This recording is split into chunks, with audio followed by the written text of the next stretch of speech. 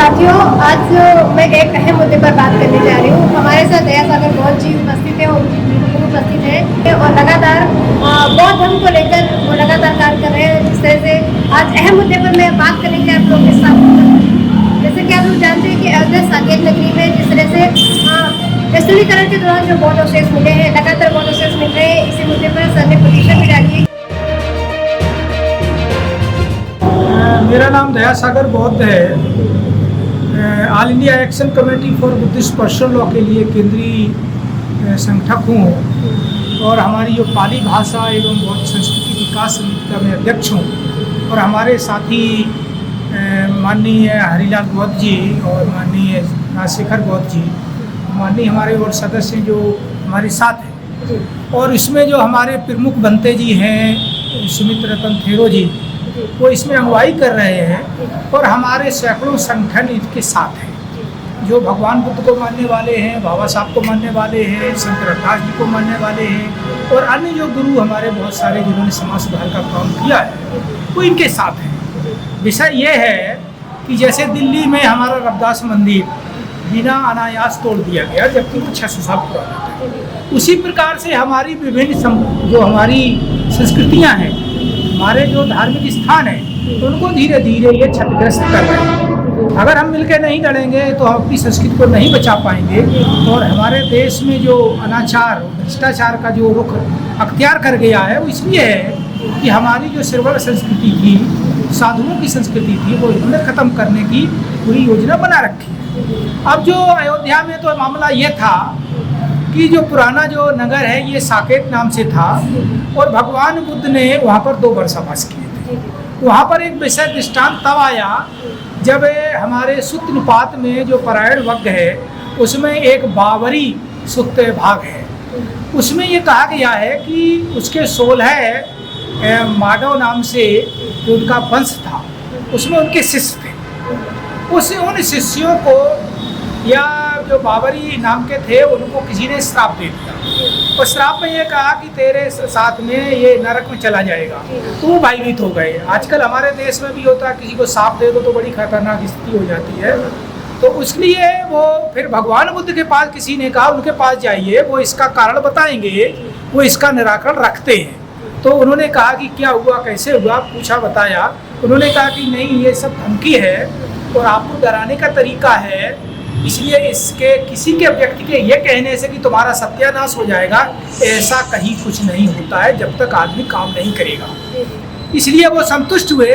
वो बाद में वो उनके शिष्य बन गए। शिष्य बनने के बाद जब भगवान बुद्ध वहाँ से चले गए, इसके बाद वो बाबरी नाम से वहाँ बुद्ध विहार बना। सत्यता यह है, और वो साकेत नगर था और वहाँ पर इसी तरह से 10 कम से कम बुद्ध विहार अन्य जो हमारे भिक्षु उनके नाम से भी हैं। लेकिन ये सब कब्जा कर रखे, जितने मठ हैं अयोध्या में ये सब बौद्ध मठ हैं। लेकिन ये हुआ कि कालांतर में बृहदत्त के बाद जो हमारे बौद्ध संस्कृति का नाश हुआ उसमें धीरे धीरे इन चीज़ों का नाश हो गया। अब यह है कि सम्राट अशोक ने भी भगवान बुद्ध के आने पर वहाँ पर अपना शिलालेख और भी सारी चीज़ें वहाँ रखी। इसके बाद जो हमारा जो मामला ये चला कि ये ज़मीन भाई रामलला ट्रस्ट की है या बाबरी मस्जिद की है, इस मुकदमा काफ़ी चला और 49 से ये लगातार केस चल रहा था।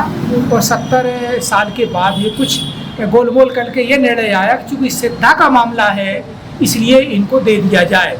और इसके एवज में बाबरी मस्जिद एक्शन कमेटी है उनको कुछ जगह दूसरी जगह दे दी जाए, जैसे कि 5 एकड़ रियायत की गई है।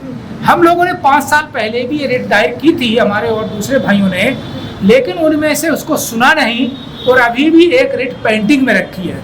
तो विषय इस बात का है, जब बौद्ध मत को उसमें शामिल नहीं किया गया है तो ये जानबूझ करके साजिश लगती है। दूसरी तब साजिश उभर के सामने आई कि जब अभी लॉकडाउन चल रहा है, लॉकडाउन में आदमी निकल नहीं पा रहा है, कोरोना की आपदा का बड़ा प्रचार है और बड़ा दहशत है।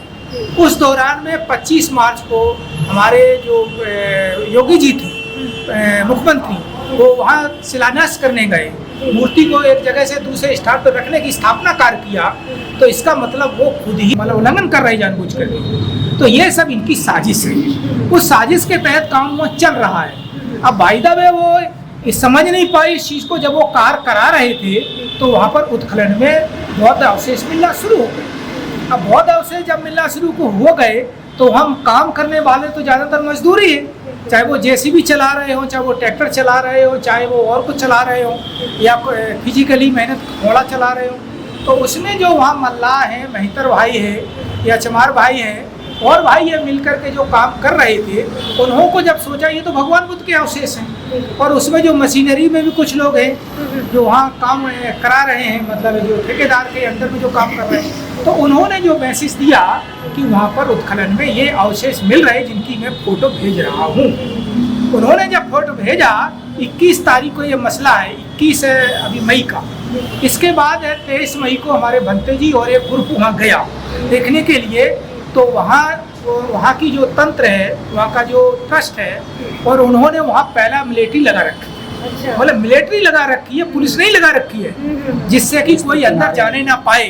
तो ये तो सरासर एक तरह से साजिश है। भाई जब राम मंदिर है और राम मंदिर है तो सबके हैं तो सबको देखने की खुशी होती है। तो फिर प्रश्न ये है कि आम लोगों को जाने क्यों नहीं दिया जा रहा है?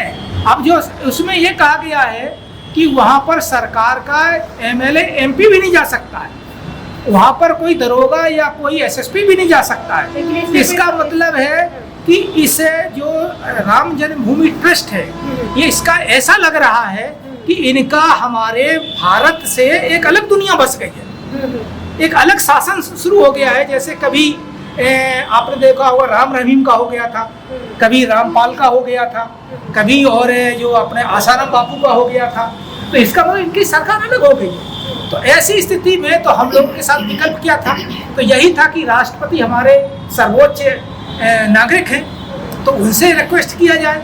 तो हम लोगों ने ये फिर 25 तारीख के बाद योजना बनाई कि बड़े पैमाने पे हम लोग ज्ञापन भेजें, और आर्कोलॉजिकल डिपार्टमेंट है, कहीं भी कोई भी खंडहर संपदा या पुरातत्व अवशेष मिलते हैं तो उसकी जिम्मेदारी पूरी भारत सरकार के राष्ट्रीय पुरातत्व विभाग होता है, उसकी जिम्मेदारी है। तो वो कहीं उसको वो चुप बैठा हुआ है, वो भी कुछ नहीं बोल रहा है। तो इसलिए इन सबको कॉपियां भेजी गई। तब ये पता चला है कि 56,000 लोगों के पत्र मिले, और इस आधार पर कुछ ये निर्णय उन लोगों ने लिया होगा गुपचुप करके कि चलो इस काम को थोड़ा कम कर दो, और महीने भर काम काफी हो चुका है। ये भी पता चला है कि जुलाई के फर्स्ट वीक में माननीय प्रधानमंत्री उसका शिलान्यास करने वाले थे, लेकिन वो शिलान्यास को रोक दिया गया। अब कारण ये है कि चाइना का मामला एक उन्होंने उभार दिया है, और जानबूझकर उभारा गया है, क्योंकि जो आपका बिहार रेजिमेंट है जो लेह लद्दाख की स्थितियों को नहीं जानती है, उसको जबरदस्ती वहाँ भेज दिया और कहा ये कि आपको हथियार नहीं चलाना है, आपको केवल बात से और लाठी से काम लेना है। अगर लाठी से काम करने हैं तो भैया आरएसएस वालों को भेजो, जो वो लाठी चलाने बहुत रोज प्रैक्टिस करते हैं। तो जब हमारी सेना को भेजा, और सेना को गोली चलाने का अधिकार नहीं है, जिससे कि राम अयोध्या और चुनाव का जो मुद्दा है वो हमारी सहानुभूति में बदल जाए। सब सरहदों पर बहुत तनाव है क्या? सुनिएगा, सरहदों पर बहुत तनाव है क्या? सरहदों पर बहुत तनाव है क्या? कुछ पता तो करो, चुनाव है क्या? ये इनका है, लेकिन हम लोगों ने ये निर्णय लिया है पुरातत्व विभाग को सौंपा जाए और ज्वाइंट इंस्पेक्शन कमेटी बनाई जाए, जिसमें वो कमेटी वहाँ करे जिसमें पत्रकार वो लोग भी शामिल हों, और दूसरा है कि सीसीटीवी के निगरानी में सारी खुदाई हो। सबसे गंभीर बात यह हुई है कि जब छोटी छोटी मूर्तियां मिली, जैसे मैंने आपको दिखाया था, वो उन्होंने क्रैशर में डाल करके बालू बना दिया, और बड़े बड़े जो पिलर है मिटाने की पूरी, मतलब ये तो एक ऑफेंस है, ये बहुत बड़ा ऑफेंस है कि पुरातत्व विभाग की ओर से जब ये लिखा रहता है कि कोई भी आप संपदा मिलती है प्राचीन तो उसको सुरक्षित करेंगे, उसको मिटाने वालों पर अपराध होगा और अपराध के तहत उसको मुकदमा चलेगा। लेकिन ये सरकार तीनों चार है, सरकार और जो आपका मीडिया जो वैसा है तो उनका सरकार का मीडिया है, प्लस जो कोर्ट है, और प्लस जो इनके जो हिंदूवादी शक्तियां हैं, ये मिल करके देश को अपने ढंग से चलाना चाहती हैं, और जो संविधान की व्यवस्था है उसके विरुद्ध ये पूरा काम कर रहे हैं। तो मेरा विषय ये है कि इस देश को, लोकतंत्र को कौन बचाएगा। तो हम लोग इसको कोशिश कर रहे हैं और अभी मूवमेंट और आगे बढ़ा आएगा। अभी 2 महीने के बाद ऑल इंडिया होगा, तो जिस दिन लॉकडाउन खत्म हो जाएगा हमारे लखनऊ पे इतना बड़ा वजन आएगा कि लाखों लोगों के रुकने की व्यवस्था हमको खुद करनी पड़ेगी।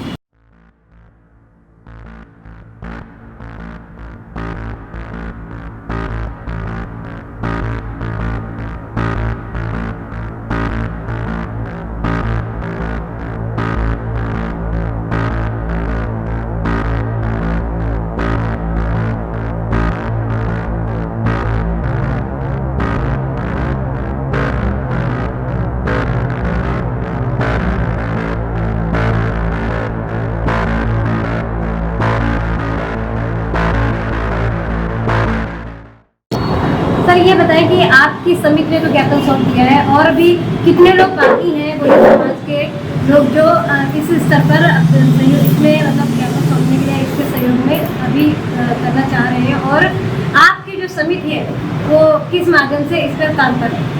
मेरा नाम हरिराम गौड़ है। मैं पाली भाषा एवं बौद्ध संस्कृति विकास समिति में उपाध्यक्ष हूँ। अभी हमारे अध्यक्ष जी ने जो साकेत में उपजी स्थिति के बारे में बताया, आपने जैसा कहा कि समिति के द्वारा क्या हो रहा है, तो समिति के द्वारा हम लोगों का जो ज्ञापन है राष्ट्रपति, प्रधानमंत्री, डीएम के थ्रू भेजा गया, और जैसा कि अभी अध्यक्ष जी ने बताया कि 55-56 हज़ार ज्ञापन पहुँचे हैं। 558 जिलों के द्वारा ये ज्ञापन दिए गए हैं, बाकी कुछ का अभी बाकी है। तो उनमें देने के लिए हमारे जो और राष्ट्रीय संगठन है जो बाबा साहब और धम्म के नाम पर काम कर रहे हैं, उनमें भारतीय मुक्ति मोर्चा है, भारतीय वो राष्ट्रीय बौद्ध महासभा है आगरा का, वो हमारे धम्म प्रकाश भारती जी है, वो साहू जी महाराज का जन्म दिवस 26 जून को है। अभी हम लोग साकेत के बारे में बात कर रहे थे, जो कुछ साकेत अयोध्या में चल रहा है, सरकार नहीं सुन रही है, तो उसके विरोध स्वरूप हमारा जो अगला कदम है वो साहू जी महाराज के जन्मदिन 26 जून पर हम लोग पूरे देश भर में बाबा साहब की जहाँ स्टैचू लगी है या जहाँ बुद्ध विहार बना हुआ है, उन जगहों पर हम अपने नियरेस्ट थाने को सूचना देते हुए हम एक विरोध दिवस मनाएंगे, अपने हाथ पर काली पट्टी बांधेंगे और एक तख्ती लेकर के कि अयोध्या में जो कुछ कार्य हो रहा है वो एएसआई को सुपुर्द कर दिया जाए। एएसआई के संरक्षण में कैमरा लगा करके साथ में यूनेस्को के लोगों को भी उसमें शामिल करके वहाँ जो कुछ भी काम हो वो उनके संरक्षण में किया जाए। तो 26 तारीख को अगर हमें बाबा साहब की स्टैचू या बुद्ध विहार में मान लीजिए जगह नहीं मिलती है, तो हम अपने अपने घरों में ही विरोध दिवस 2 घंटे का मनाएंगे, हाथ में काली पट्टी बांधेंगे और लोगों को जताने का प्रयास करेंगे कि भाई ये पट्टी हम क्यों बांधे हैं। उसके बाद हमारा अगला जो कार्यक्रम होगा वो हमारी जो भंते सुमित रत्न जी की अगुवाई में जो हम लोग काम कर रहे हैं, उनकी मतलब उस समिति में जो कुछ तय होगा उसके बाद अगला कोर्स ऑफ एक्शन हम लोग तैयार करेंगे। ये हमें करते रहना, उसमें हमें कोई जगह नहीं मिलेगी तो हम अपने घर पे भी कर सकते हैं। साहू जी महाराज का तो उस दिन से जहाँ भी हमें मौका मिलेगा वहाँ पे उस तारीख से वो शुरू करेंगे। वो चूँकि उनका राष्ट्रीय कार्यकारिणी है तो वो अभी बीच में इसलिए उन्होंने नहीं दिया कि अपने राष्ट्रीय कार्यकारिणी के लोगों को बुला करके राष्ट्रीय स्तर पर संगठन चल रहा है, बुला करके अपनी एक सहमति बना करके तो उन्होंने अपनी तैयारी की है। तो वो बावन मेषराम जी जो बहुजन मुक्ति मोर्चा चला रहे हैं, इनका संगठन भी ऑल इंडिया लेवल पर है, तो वो भी अपने ऑल इंडिया लेवल पर लोगों से बात करके तो इस तरह से वो देखा जाए तो पूरे देश भर में से ज्ञापन तो पहुंचा है, लेकिन और मात्रा में ज्ञापन पहुंचेगा। साथ साथ विदेशों में भी बौद्धिस्ट कंट्रियों को हम लोगों ने ज्ञापन दे रखा है, उनको अवगत करा रखा है कि भाई आप हस्तक्षेप करें। जो यूनेस्को है वर्ल्ड का, उसके तहत उसको भी दिया गया है कि भाई आप अयोध्या जो साकेत है पुराना, उसको अपने अंदर में लेकर के वहाँ का देख रेख करवाएं, क्योंकि यहाँ के एसआई के ऊपर विश्वास नहीं है। क्योंकि जब इससे पहले भी 10 साल पहले जब अयोध्या का मुकदमा चल रहा था, जब बाबरी मस्जिद ढाई गई थी, उसके बाद वहाँ पर खुदाई हुई थी, लेकिन उसमें बहुत अवशेष मिले, तो इनके सारे लोग तो मनवादी हैं, तो उन्होंने जो साक्ष्य देखा उन्होंने तुरंत पाट दिया, क्योंकि वो बौद्धकालीन थे। उसी वक्त इन लोगों ने देखा कि ये जो खुदाई में अवशेष मिल रहे हैं ये बौद्धकालीन है। कोर्ट और सरकार ने मिलकर के बड़ी चालाकी से इसको, तीसरे पक्ष को जिसके पास साक्ष्य है उसको किनारे कर दिया। और इन्होंने, जबकि देखिए जजेस का अधिकार होता है संवैधानिक अधिकारों की रक्षा करना। संवैधानिक अधिकारों के तहत कोर्ट अगर किसी बदमाश या किसी उसको अगर मुकदमा देखती है तो कहते हैं भाई आपके पास साक्ष्य नहीं है, ठीक है, तो जिसके पास साक्ष्य होता है उसके आधार पर डिसीजन देती है। लेकिन हमारे देश के कोर्ट की विडंबना देखिए कि 135 करोड़ की आबादी के देश में आज का जो हमारा जज है वो साक्ष्य को न मानते हुए आस्था पर आधारित फैसला दे रहा, जबकि इसी पिटीशन में उन्होंने कहा मुसलमानों के उस पे कि उन्होंने कहा बाबरी मस्जिद गिराई गई है, ऑफेंस है, गलत है। जब आपने माना है कि बाबरी मस्जिद गिराई गई है, ऑफेंस है, फिर भी आपने उसके ऊपर वो नहीं दिया कि हाँ भाई वो मस्जिद थी, आपने क्यों उसको ऑफेंस माना? और अभी भी उसका वो सुनवाई चल रही है, अभी भी प्रेजेंट में सुनवाई चल रही है। अब तो कायदे से उनकी सुनवाई खत्म कर देना चाहिए था, लेकिन आज की जुडिशरी है सरकार की मंशा के अनुरूप काम कर रही है। हम लोगों का मानना है कि सरकार और हमारे जजेस जो बैठे हुए हैं इनका है कि संविधान के तहत काम करें, और जज लोग संवैधानिक, चूँकि जब ये शपथ लेते हैं जज लोग तो संविधान की शपथ लेते हैं कि संविधान के अनुसार संविधान सम्मत हम काम करेंगे, लेकिन संविधान सम्मत काम नहीं कर रहे हैं। तो मैं ये मांग करूँगा कि हमारे जो भी जज हैं वो संविधान सम्मत काम करें, आस्था पर आधारित काम न करें, क्योंकि अगर इस तरह से जजमेंट आता रहेगा तो ये बहुजन समाज में, चूँकि जो भी जजमेंट हो रहा है कुछ लोगों के उस आस्था पर आधारित हो रहा है।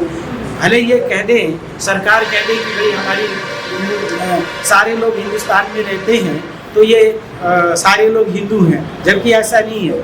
हमारे देश में सिख भी हैं, ईसाई भी हैं, मुस्लिम भी हैं, बौद्ध भी हैं, पारसी भी हैं, ठीक है। तो इनको देख करके अलग अलग करके जजमेंट इनको देना चाहिए कि भाई हिंदू कितने हैं जिनकी आस्था उस पर है, क्योंकि बहुजन समाज के लोग पुश्तैनी बौद्ध हैं। बाबा साहब अम्बेडकर ने अपने जो वॉल्यूम्स है उसमें लिखा है कि हमारे पूर्वज पुश्तैनी बौद्ध थे। क्यों? अगर पुश्तैनी बौद्ध नहीं होता तो जो आज थोड़ी नैतिकता देश में बची हुई है, नैतिकता का मतलब सदाचरण से होता है, अगर सदाचरण नहीं होता तो ये देश कब तक बर्बाद हो गया होता। सदाचरण के कारण ही ये देश थोड़ा चल रहा है। तो देश बुद्धि के कारण नैतिकता पर है, और इनको पता है कि जहाँ पर बुद्धि की बात आती है वहाँ पर ये लोग साइलेंट हो जाते हैं, यहाँ पर साइलेंट हो जाते हैं, और वो चाहते हैं कि यहाँ पर नैतिकता न बचे। जो पहले आज से 100 साल पहले जैसा शासन था कि ये चौथा वर्ग है वो दूसरे और तीसरे का, ब्राह्मण और क्षत्रियों के आवा भगत करे, उनका पैर छुए, आज कुछ लोग संपन्न हो गए तो इनकी आवा भगत कम कर दिया, तो ये इनको टीस लगी है। ये जो मनुस्मृति है पहले लोगों ने लागू कर ली। बाबा साहब अम्बेडकर ने वॉल्यूम में लिखा है कि पहले के पूर्वजों का कोई दोष नहीं है, क्योंकि उस वक्त मीडिया का कोई सहारा नहीं था, इसलिए उनका दोष नहीं। आज सोशल मीडिया का सहारा है, तो आज वो स्थिति खैर नहीं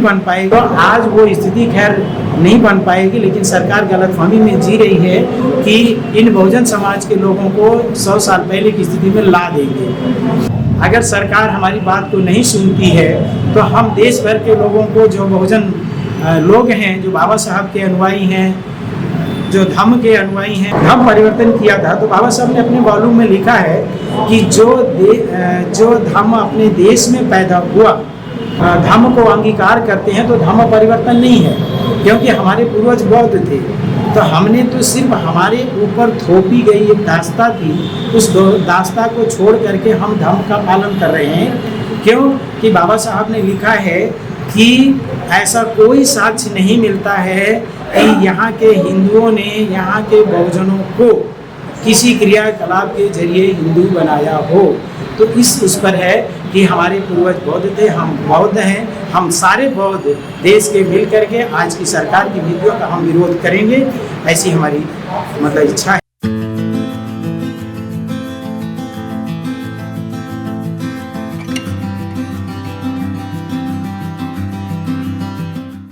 पूरे बहुजन समाज को आप अपनी समिति के माध्यम से क्या कहना चाहेंगे? हम तो यही कहना चाहेंगे कि जो न्याय है वो न्याय मिलना चाहिए। अब चूंकि जो अवशेष वहाँ पर हैं, तो पहले तो वो पुरातत्व विभाग को टीम को बुला करके कोई स्थान उनको हैंड ओवर करें, और हैंड ओवर करने के बाद जो हम लोगों ने पिटीशन एक हमारी ओर से आज दाखिल हुई है और बाकी एक 4 जून को दाखिल हुई थी, उसको उन्होंने पेंडिंग कर दिया कि कुछ डॉक्यूमेंट्स कम है, सफिशिएंट नहीं है, तो वो अभी 10-5 दिन में वो भेजेंगे, ऐसा है। तो हम लोग ये कोशिश कर रहे हैं कि कोर्ट के माध्यम से, और कोर्ट के माध्यम से अगर कोई हल नहीं निकलता है तो एक ही इरादा होता है कि हम जनमत तैयार करें। जनमत तैयार करें क्योंकि लोकशाही है, तो लोकतंत्र में लोगों को अपनी बात कहने का अधिकार है, तो जब तक जनमत का भी एक अपना महत्व होता है तो हम जनमत तैयार करेंगे। हमारे साथ में कम से कम 1000 से ज़्यादा जो संगठन हैं, सभी संगठन इस बात से सहमत हैं कि जो बौद्ध संपदा है या बौद्ध जो वहाँ उत्खनन में जो हमको चीज़ें मिल रही हैं या उनका संरक्षण किया जाए और वो स्थान एक संग्रहालय के रूप में बदला जाए। और इसकी एवज में जैसे 5 एकड़ ज़मीन मुस्लिम वक्फ बोर्ड को दी गई है, तो 10 एकड़ ज़मीन वो हिंदू भाइयों को दे दी। हमको इसमें कोई परेशानी नहीं है, लेकिन जहाँ उत्खनन हो रहा है उसमें जो अवशेष मिल रहे हैं उसको पुरातत्व विभाग को सौंप करके वहाँ संग्रहालय बनाने की सरकार नीति तैयार करे। अब कोर्ट ने जो निर्णय दिया उसमें हमें इसलिए नहीं कुछ कहना है कि जो कोर्ट ने निर्णय दिया वो उनका मसला है, हम भी कोर्ट में अभी जा रहे हैं, फिर भी अगर कुछ है मामला अगर नया आता है तो हम उस हिसाब से करेंगे। और अगर मान लीजिए कि हमारे बहुजन समाज में रोष है कि आज के समय में स्थिति इतनी भयावह हो गई, जब हम 5 साल से कोर्ट में मुकदमा डाले हुए हैं, कहीं वो कह देता है ये कमी है, कहीं कह रहे हैं वो कमी है, और बड़े पैमाने पर मीडिया भी इसको प्रसारित कर रही है, लेकिन स्वतः संज्ञान वो नहीं ले रही है। मजदूर 1 महीने से पैदल चल रहे हैं, लेकिन कोर्ट ने सो मोटो नहीं किया, मतलब स्वतः संज्ञान नहीं लिया कि लोग 1000 किलोमीटर से पैदल क्यों चल रहे हैं। और उन्होंने तब देखो जब और लोगों ने जो कोर्ट केस डाला तब उन्होंने किया कि इनको घर भेजने की पूरी व्यवस्था की जाए। जब 2 महीने में ज्यादातर मजदूर घर पहुंच गए तब कोर्ट कह रहा है कि उनको घर तक भेजने की व्यवस्था सरकार करे। तो अब ये तो कोर्ट का कोई हिसाब समझ में नहीं आ रहा। तो ये हम लोग सब समझ रहे हैं कि व्यवस्था क्या है, मामला क्या है। हमको अगर जरूरत पड़ी तो इस सरकार को भी उखाड़ फेंकने का हम लोग काम करेंगे। ये पूरे हमारे देश में एक अभियान और एक विचार बन रहा है, ऐसा लगता है। बहुत शुक्रिया आपका हमसे जुड़ने के लिए और इतनी महत्वपूर्ण बातें आपने बताई। देखा आपने कि अभी हमारी बात हुई दयासागर बौद्ध जी से, उन्होंने उनकी टीम और जगह जगह पर जो भी बौद्ध भिक्षु हैं और सभी लोग अपने अपने तरीके से ज्ञापन सौंप रहे हैं, पिटीशन दे रहे हैं कि अयोध्या साकेत नगरी है और वहाँ पे बुद्ध विहार बनना चाहिए। इसी को लेकर अगर उनकी मांगे अगर सरकार नहीं मानती है, उनका मांगे पूरी नहीं करती है, तो ये लोग आगे चल के इसको एक विरोध प्रदर्शन भी करने वाले हैं। और लॉकडाउन का, हालांकि जैसे सर ने बताया कि लॉकडाउन का पालन करते हुए विरोध प्रदर्शन करेंगे और अपनी मांगों को रखेंगे। तो उम्मीद करते हैं कि जिस तरह से संगठन जो है, बहुजन संगठन लगातार काम कर रहे हैं, अपने हक के लिए अपना हक मांग रहे हैं, तो उम्मीद करते हैं कि इनकी मांगों को पूरा किया जाएगा। और अगर ऐसा नहीं होता है तो बड़े स्तर पर इनका आंदोलन भी होगा, जो शायद एक पूरे भारत के लिए एक विकराल रूप धारण करेगा, क्योंकि इसमें नेशनल से लेके इंटरनेशनल तक लोग शामिल हैं इस मुहिम में। तो ऐसे ही और खबरों के लिए हमारे साथ जुड़े रहिए। शालिनी को दीजिए इजाज़त। जय हिंद।